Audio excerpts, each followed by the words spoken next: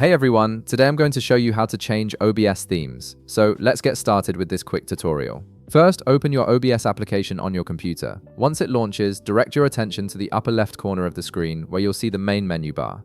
Click on File, and from the drop-down menu that appears, select Settings. This will open up the Settings window where you can customize various aspects of OBS. In the Settings window, look at the left panel where you'll find a list of different categories. Click on Appearance to access the visual customization options. This section allows you to personalize how OBS looks on your screen, making it more comfortable for your workflow. At the top of the Appearance section, you'll see an option labeled Theme. Click on the drop-down menu next to it, and you'll notice there's only one option available by default, which is Yummy. However, if you've installed additional plugins or extensions for OBS, you might see different theme options appear in this drop-down menu.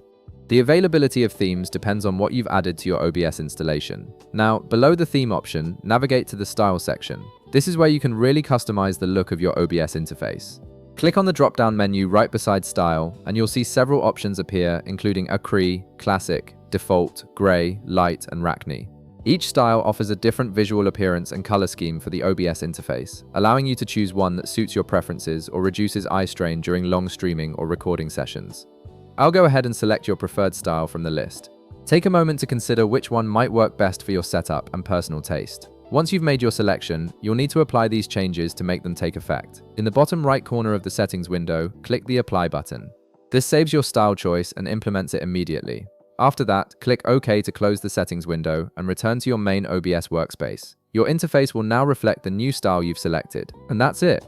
You've successfully changed the theme and style in OBS, giving your streaming software a fresh new look. If this video helped you out, be sure to leave a like, subscribe, and I'll see you in the next one.